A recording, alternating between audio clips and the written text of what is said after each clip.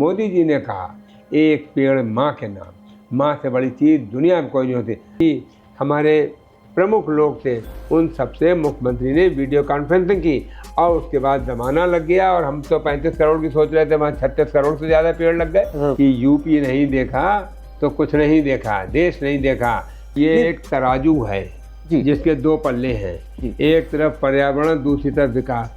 हमको दोनों में बैलेंस रखना कैसे बनाते हैं? अगर खाली विकास की तरफ देखेंगे तो पर्यावरण खराब हो जाएगा और खाली पर्यावरण की ही चिंता करेंगे तो विकास नहीं हो पाएगा। आम जनता से यही कहते हैं, घर से लेके चलो थैला, मत करो अपने शहर को मैला। जो भी काम हम जब भी करेंगे हमेशा जनता की बेहतरी के लिए। पेड़ लगाने से अपना ही फ़ायदा है, पूरे समाज का फ़ायदा है, प्रदेश का, देश का फ़ायदा है। पेड़ तो लगाना ही चाहिए। नमस्कार, मैं जनौटियाल भारत न्यूज़ लाइव में आपका स्वागत करता हूँ। देश का सबसे बड़ा सूबा है उत्तर प्रदेश, यानी उत्तर प्रदेश में जब पर्यावरण बेहतर होगा, उत्तर प्रदेश की जब हवा शुद्ध होगी तो यकीन मानिए देश की हवा भी शुद्ध होगी, क्योंकि सबसे बड़ी आबादी जो है वो उत्तर प्रदेश में ही बसती है। उसी प्रदेश के पर्यावरण और वन मंत्री हैं डॉक्टर अरुण कुमार सक्सेना जी। अरुण कुमार सक्सेना जी लगातार 3 बार से विधायक हैं बरेली सीट से। बरेली की जो शहर विधानसभा है वहाँ से 3 बार लगातार विधायक है। और एक परिचय और करा दूँ, मेरे सामने है, देखिए मंद मंद मुस्कुरा रहे हैं क्योंकि पीडियाट्रिशियन भी हैं, बच्चों के डॉक्टर भी हैं। जिम्मेदारी बच्चों की सेहत को फिट रखने की भी है और इस समय योगी सरकार में एक नई जिम्मेदारी है कि पूरे सूबे की सेहत को कैसे ठीक किया जाए, पूरे सूबे की सेहत को कैसे फिट रखा जाए। सर, सबसे पहले तो स्वागत है आपका। धन्यवाद, बहुत बहुत धन्यवाद। सर, वही सवाल, बच्चों के डॉक्टर हैं आप, अनडाउटेडली जानता हूं मैं आपको पहले से और देखा है कि कितने बढ़िया डॉक्टर हैं आप। बच्चों के बीच, बच्चों के कहा जाता है कि बड़े अच्छे डॉक्टर हैं भैया, अरुण कुमार सक्सेना जी को दिखाइए। जब भी कहीं दिक्कत होती है बच्चों को तो माता पिता लेके आते हैं आपके पास। लेकिन अब एक नया रोल है, इतना बड़ा प्रदेश है हमारा उत्तर प्रदेश, वहाँ की पूरी सूबे की सेहत को फिट रखने की आपकी जिम्मेदारी है। इस नई भूमिका को कैसे देखते हैं आप? देखिए, ऐसा है, जनता ने और पार्टी ने जो जिम्मेदारी हमें दी है उसको पूरी मेहनत से, पूरी ईमानदारी से, पूरी लगन के साथ हमें पूरा करना है। हमें जो भी काम करना है जनता की बेहतरी के लिए करना है और हम तो यही कहेंगे, जो भी काम हम जब भी करेंगे हमेशा जनता की बेहतरी के लिए करेंगे। तो सर, योजनाएं क्या हैं?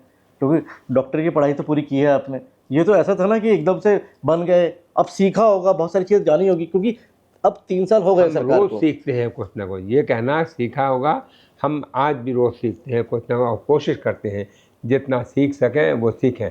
हमारे विभाग ने पेड़ लगाने का काम अपने हाथ में लिया है और पिछले वर्ष 36 करोड़ से ज़्यादा पेड़ हमारे यहाँ लगाए गए। किस तरह के पेड़? आदरणीय मुख्यमंत्री योगी आदित्यनाथ जी के नेतृत्व में पेड़ बचाओ, पेड़ लगाओ, पेड़ बचाओ, पर्यावरण बचाओ, हमने 36 करोड़ से ज़्यादा पेड़ लगाए और हमारे मोदी जी ने कहा एक पेड़ माँ के नाम, माँ से बड़ी चीज़ दुनिया में कोई नहीं होती। तो ये विभाग मिला, वन मंत्री बने, पर्यावरण मंत्री बने आप, सबसे बड़ी चुनौतियाँ क्या थी आपके सामने? हमारे सामने सबसे पहला काम तो ये था कि बड़ी संख्या में पेड़ लगाओ। 35 करोड़ पेड़ का लक्ष्य हमारे माननीय मुख्यमंत्री जी ने दिया, तो हमको उसके लिए काफ़ी मेहनत करना पड़ी, लेकिन हमारे मुख्यमंत्री जी ने हमें इतना सपोर्ट किया कि हमको कोई दिक्कत नहीं। उन्होंने सभी विधायकों की मीटिंग करी, सभी मंत्रियों की बैठक करी, अधिकारियों की बैठक करी, ग्राम प्रधानों से बैठक करी, नगर निगम, नगर पालिका, इनके सदस्यों से बात करी। जितने भी हमारे प्रमुख लोग थे उन सबसे मुख्यमंत्री ने वीडियो कॉन्फ्रेंसिंग की और उसके बाद जमाना लग गया और हम तो 35 करोड़ की सोच रहे थे, वहाँ 36 करोड़ से ज़्यादा पेड़ लग गए। सरप्लस हो गया आपका? जी हाँ, तो हमारे माननीय मुख्यमंत्री जी का इतना ज़्यादा पेड़ से लगाव है, वो पेड़ लगाने पे इतना ज़्यादा जोर देते हैं और साथ ही साथ पेड़ बचाने पे भी जोर देते हैं, तभी पर्यावरण यूपी का पहले से बेहतर है। आज हमारे उत्तर प्रदेश के अंदर वृक्ष का आवरण बढ़ गया है। हमारे यहाँ देश के अंदर जो वृक्ष आवरण बढ़ा है उसमें यूपी नंबर 2 पे है। यानी आप भी कह रहे हैं कि कहीं ना कहीं पिछले कुछ सालों में जो एक कंक्रीट के जंगल खड़े हुए हैं, जो आप वन मंत्री हैं, लेकिन कहा जाता है कि कंक्रीट के जंगल खड़े हो गए, कहीं ना कहीं देखिए, आपने कह रहे हैं कि बैलेंस बिठाया आपने डेवलपमेंट और पर्यावरण के बीच में, कहीं बैलेंस बिठाया आप, ये कह रहे हैं। बिल्कुल ज़रूरी है। हमको डेवलपमेंट भी करना है, सड़कें भी चौड़ी करनी है, हमको इंडस्ट्री भी लगानी है, पॉपुलेशन बढ़ रही है, हमको मकान भी और बनवाने हैं। तो पेड़ों का कहीं कहीं काटना भी ज़रूरी होता है। जैसे सड़क चौड़ी होगी, पेड़ आ रहा है बीच में तो कटेगा, तो उसे काटना पड़ेगा। लेकिन हमको और ज़्यादा पेड़ उसकी जगह पे लगाना है। घरों में अगर किसी का घर बन रहा है, उसमें पेड़ आ रहा है, तो पेड़ काटना पड़ता है। लेकिन हमको कोशिश ये करना चाहिए, अगर हम एक पेड़ काटें तो हम कुछ पेड़ और लगाएं। ज़रा सोचो कैसी दुनिया अपने बच्चों को छोड़ के जाओगे। ज़रूरी है कि हम जो ग्लोबल वार्मिंग हो रही है इसे कम करें। ग्लोबल वार्मिंग इसलिए हो रही है क्योंकि हमारे यहाँ इंडस्ट्रीज बहुत लग रही है, और हमारे यहाँ नहीं, दुनिया में इंडस्ट्रीज बहुत लगी सर है। चैलेंज होता हुआ ना कहीं हम निवेशकों को ला रहे हैं, इंडस्ट्रीज आ रही है, यूपी में इन्वेस्टर्स को लाया जा रहा है, और इंडस्ट्रीज जो होगी वो एक खाली लैंड चाहिए उन्हें, बड़े लैंड बैंक, क्योंकि किसी भी इन्वेस्टर की पहली डिमांड ही ये होती है कि भाई लैंड बैंक चाहिए बड़ा, और वो लैंड बैंक कैसे मिलेगा? देखिए, लैंड तो बैंक उसके बीच में आपका विभाग, और इसमें बड़ी आपत्तियों वाला बड़ा खेल होता है। कहा जाता है कि भाई डेवलपमेंट तो हो रहा है, अब कैसे करें? अब डेवलपमेंट के लिए जब फाइलें होती है, फाइलें बड़ा घूमती है। कहा जाता है जैसे दिल्ली में हमने देखा डेवलपमेंट हो रहा है, एनजीटी ने एक लेटर जारी कर दिया कि भैया पॉल्यूशन बढ़ देखिए रहा ऐसा है, तो कैसे सामंजस्य बिठाते हैं? क्योंकि ये एक तराजू है जी जिसके दो पल्ले हैं। जी एक तरफ पर्यावरण, दूसरी तरफ विकास। हमको दोनों में बैलेंस रखना कैसे है। बनाते हैं वो? अगर खाली विकास की तरफ देखेंगे तो पर्यावरण खराब हो जाएगा, और खाली पर्यावरण की ही चिंता करेंगे तो विकास नहीं हो पाएगा। हमको बैलेंस रखना है। नई जगहों पे जहाँ पेड़ लग सकते हैं वहाँ पेड़ लगाना होंगे, और अब तो थोड़ी जगह में भी ज़्यादा पेड़ लग जाते हैं। मियाँ बाकी फॉरेस्टेशन होता है, सघन वन बनाए जाते हैं ताकि वहाँ पे कम जगह में ज़्यादा पेड़ लग जाते हैं और वो ज़्यादा ऑक्सीजन देते हैं। और साथ में इंडस्ट्री भी लगाई जाती है ताकि इंडस्ट्री भी लगे, पेड़ भी लगे, ऑक्सीजन हमें मिलती रहे, और air quality index maintain. Pollution control कितनी बड़ी चुनौती है सर? पॉल्यूशन यूपी जैसे सूबे में क्या इतने वाहन दौड़ रहे हैं, इतनी इंडस्ट्रीज हैं, जाहिर सी बात। पॉल्यूशन कंट्रोल के लिए हमारी सरकार भी बहुत प्रयास करे। आपको मालूम है, इलेक्ट्रिक व्हीकल्स के लिए बहुत ज़्यादा प्रमोट किया जा रहा है, सब्सिडी दी जा रही है, और अब लोग बड़ी संख्या में इलेक्ट्रिक व्हीकल्स खरीद भी रहे हैं। चाहे वो स्कूटी हो या कार्स हो, आ रही हैं कि आप उन्हें चलाते रहिए, बैटरी से चार्ज, बैटरी घर पे चार्ज कर लीजिए, या बैटरी चलते चलते उसी में चार्ज हो जाती है। तो मैं कहूँगा हमारी सरकार इलेक्ट्रिक व्हीकल्स पे बहुत ज़्यादा ध्यान दे रही है। एलईडी बल्ब, आप देखिए पहले जो 100 पावर का बल्ब जितनी रोशनी देता था, आज वो 8 वाट का बल्ब उतनी ही लाइट देता है। इस तरह से काफ़ी बिजली बची है। और साथ ही साथ पावर के लिए ज़रूरी है हम अपने घरों में रूफटॉप सोलर लगवाएं, ताकि हमारे यहाँ जो सनलाइट है, जो सूर्य की किरणें हैं, वो इलेक्ट्रिसिटी प्रोड्यूस करें, और उससे जो, और इस पे हमारी सरकार सब्सिडी दे रही है, और लोगों से कहा जा रहा है अपने घरों में लगाओ। इंडस्ट्री से कहा जा रहा है आप इंडस्ट्री में अपने सोलर, रूफटॉप सोलर का इस्तेमाल कीजिए। खेतों में जो खाली जगह है जहाँ कुछ नहीं पैदा होता, वहाँ पे लोग सोलर बिजली पैदा कर रहे हैं और सरकार को बेच रहे हैं। तो मैं कहूँगा इस सब से एनवायरनमेंट में फ़ायदा हुआ। सर क्योंकि आप वन मंत्री भी हैं, और एक बहुत पहले यूपी सरकार ने कुछ चलाया, अपना एक स्लोगन था, यूपी नहीं देखा तो कुछ नहीं देखा। अब क्योंकि आप वन मंत्री हैं, एक चुनौती है कि भाई रिलीजियस टूरिज्म तो है यूपी में, काशी विश्वनाथ है, मथुरा है, तमाम जगह हैं जहाँ लोग जा रहे हैं, लेकिन कहीं ना कहीं वन मंत्री के तौर पे वाइल्ड लाइफ डेस्टिनेशन बनाने के लिए आपकी सरकार क्या कर रही है? आप बिल्कुल सही कह रहे हैं कि यूपी नहीं देखा तो कुछ नहीं देखा, देश नहीं देखा। तो ये बहुत, आप देखिए इस बार कुंभ में जितना आदमी आया उतना पहले कभी लेकिन वाइल्ड लाइफ आया डेस्टिनेशन में नहीं। क्या सर? मैं वाइल्ड लाइफ की बताऊंगा। तो ये हमारे यूपी में बहुत आए। वाइल्ड लाइफ में भी हमारे यहाँ दुधवा टाइगर रिजर्व है, पीलीभीत टाइगर रिजर्व है, अमानगढ़ टाइगर रिजर्व है, रानीपुर टाइगर रिजर्व है। हमारे यहाँ अब 4 टाइगर रिजर्व हैं, पहले सिर्फ 2 थे, और इनमें टाइगर्स की संख्या बहुत बढ़ गई। एनिमल्स खूब हैं, पेड़ बहुत लगे हुए हैं, और पेड़ों का एक अलग ही मज़ा होता है। पेड़ देखने का अलग ही आनंद है, और जहाँ पेड़ लगे होते हैं वहाँ की हवा की अलग महक होती है, अलग ठंडक महसूस होती है। आप पेड़ में जहाँ पेड़ लगे हों जाइए, वहाँ पे आपको टेम्परेचर 3-4 डिग्री कम मिलेगा। आप जैसे जिक्र कर रहे थे थोड़ी देर पहले कि जहाँ पे भी पेड़ लगे होते हैं, ख़ास तौर से कैंटेरियम, आप अपने शहर के कैंट एरिया में जाइए, आपको एकदम अलग ठंडक मिलेगी, अलग एटमॉस्फेयर महसूस होगा। उसकी वजह क्या है?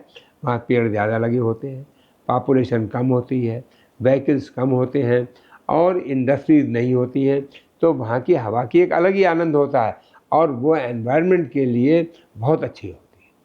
तो मैं यही कहता हूँ कि हमको एनवायरनमेंट बेहतर रखने के लिए पेड़ लगाना चाहिए, अपने घर पर सोलर लाइट लगाना चाहिए, रूफ टॉप सोलर लगाना चाहिए। सरकार भी मदद कर रही है बिजली इसमें। की सरकार सब्सिडी दे रही है, रूफ टॉप सोलर उसके लिए भी और इलेक्ट्रिक व्हीकल्स के लिए भी सरकार पूरी सब्सिडी दे रही है। सरकार पूरी सब्सिडी दे रही है। सर, बाकी आगे आने वाली चुनौतियाँ क्या देख रहे हैं आप?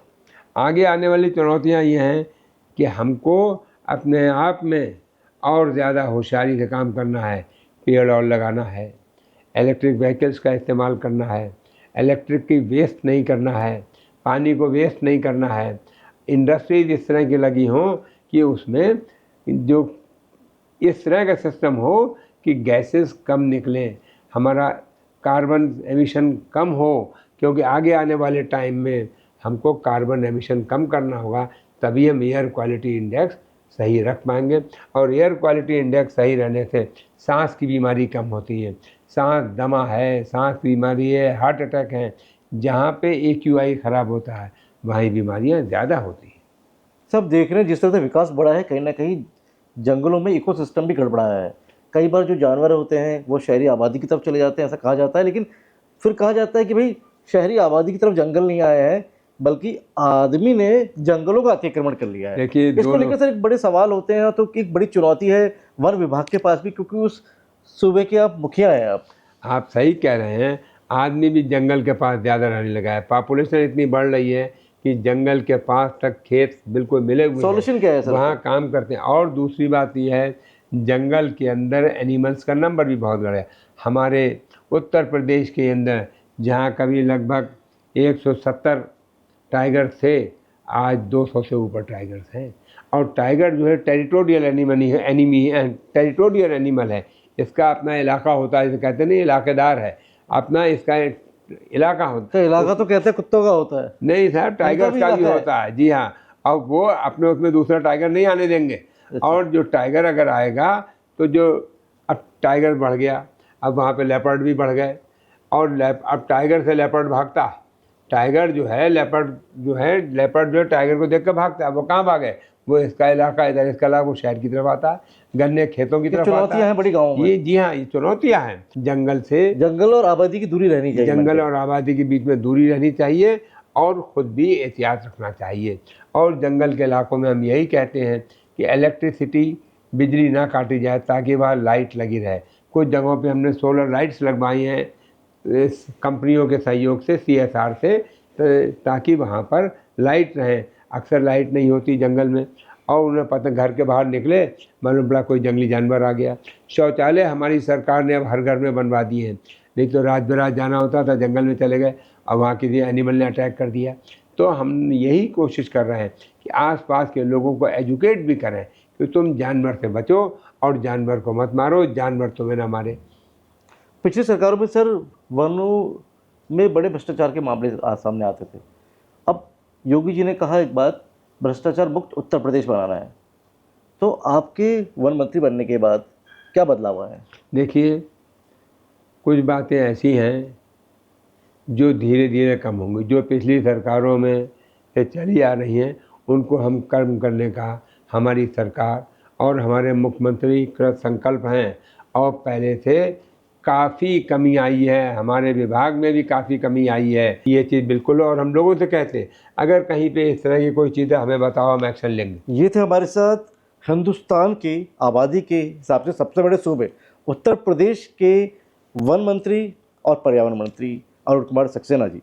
और यूपी के लिए कहा जाता है कि अगर यूपी सही रहेगा, यूपी फिट रहेगा तो पूरा देश फिट रहेगा, क्योंकि एक बड़ी आबादी यहाँ पर बसती है। ये यूपी की खासियत है कि यूपी फिट रहेगा तो पूरा देश फिट रहेगा।